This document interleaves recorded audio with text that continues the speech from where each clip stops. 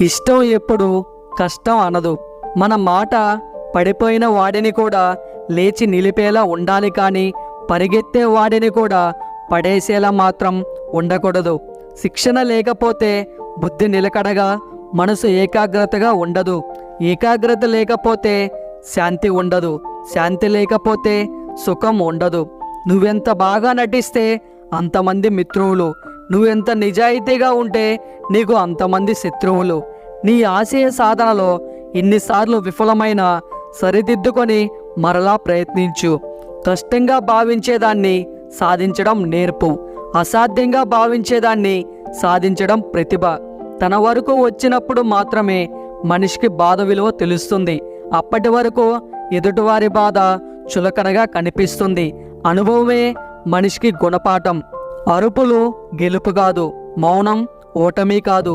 సమయానికి తగినట్లుగా ఉండటమే మనిషి గొప్ప లక్షణం. తరగతి గదిలో నేర్చుకున్న దానికంటే అనుభవంతో నేర్చుకున్న దానికి విలువ ఎక్కువ ఉంటుంది. ప్రతి పనికి మాలిన వాళ్ళ దగ్గర మన మంచితనం నిరూపించుకోవాల్సిన అవసరం లేదు.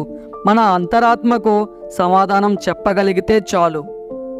ఈ వీడియో మీకు నచ్చినట్లయితే మీ సపోర్ట్గా జస్ట్ లైక్ చేయండి చాలు. అలాగే మీకు ఇందులో ఏ పాయింట్ నచ్చిందో తప్పకుండా కామెంట్ చేయండి.